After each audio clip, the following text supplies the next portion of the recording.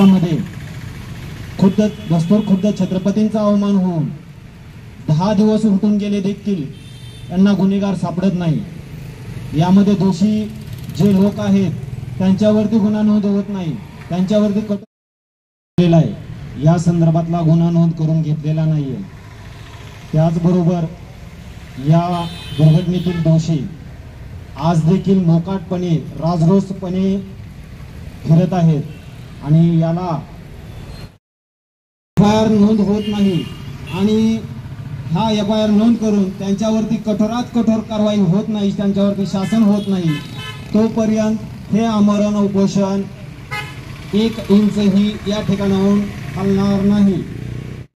आज की अरे तुमचं आमचं नातं काय? जय जिजाऊ जय शिवराय, जय शिवराय, जय शिवराय, जय शिवराय, जय शिवराय,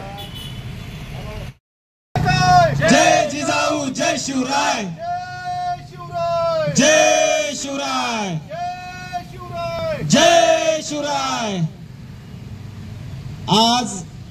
आज या महाराष्ट्रामध्ये काय आंदोलन आहे, कशासाठी आंदोलन चालू? जय शिवराय। आज आंदोलन याच्यासाठी करीत आहोत आम्ही छत्रपती शिवाजी महाराजांचा पुतळा जमीन उद्ध्वस्त होऊन सुद्धा ही सरकार कसलीही भूमिका मांडत नाही किंवा आरोपीला कुठल्याही परिस्थितीत अटक किंवा त्याची चौकशी कसलीही केली नसल्यामुळे हे उपोषण करीत आहोत। आम्ही जिल्हाधिकारी कार्यालय SP साहेबांकडे आम्ही निवेदन दिलं आहे की ही उस्मानाबाद धाराशिव जिल्ह्यात गुन्हा नोंद करावा, पण ह्यांनी कुठल्याही आमचे मागणी मान्य केली नसल्यामुळे आम्ही उपोषणाला बसत आहोत। काय आंदोलनाची आंदोलन काय ह्याला एक समिती नेमून किंवा चौकशी करावी ह्या घटनेची, कशामुळे झालं, काय झालं, ह्याला दोषी कोण आहे, ह्याचं सगळं शासनानं बघायला पाहिजे। तर शासनाचं कुठलीही भूमिका स्पष्ट नाही, त्याच्यामुळे आंदोलन करीत आहोत। नेमकं गुन्हा कुणावर दाखल करायचा असेल?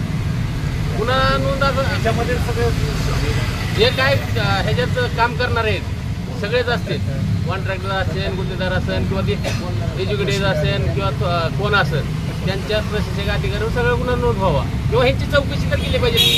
एवढे पैसे येऊन सुद्धा 8 महिन्यात पुतळा पडतंय, 2-2 कोटीचं टेंडर आहे त्याचं, आणि तरी सुद्धा त्याचं काम व्यवस्थित होत नाही आणि ती 8 महिन्यात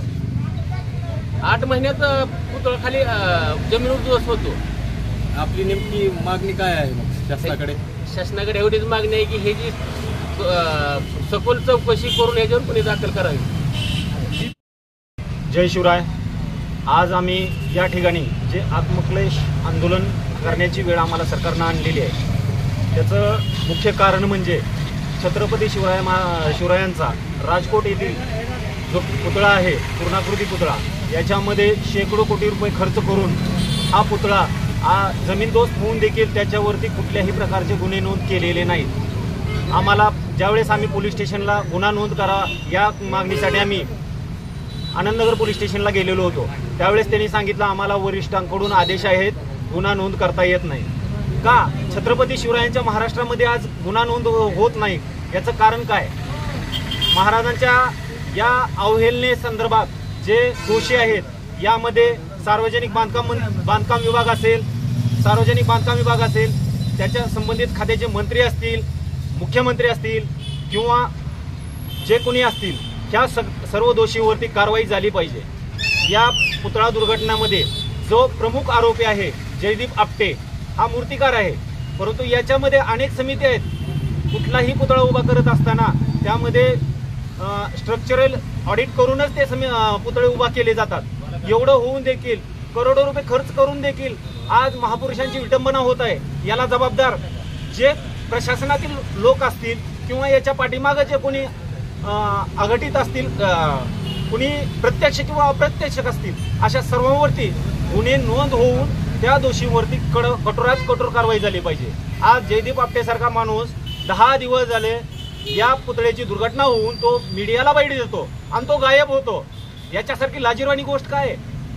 अहो, आज हा व्यक्ती पकडून त्याला जेलमध्ये टाकलं पाहिजे आणि तो आज मोकाट फिरत आहे आणि आमचं शासन आणि प्रशासन काय सांगतं की तो फरार आहे। अहो, फरार आहे म्हणून सांगून उपयोग नाहीये।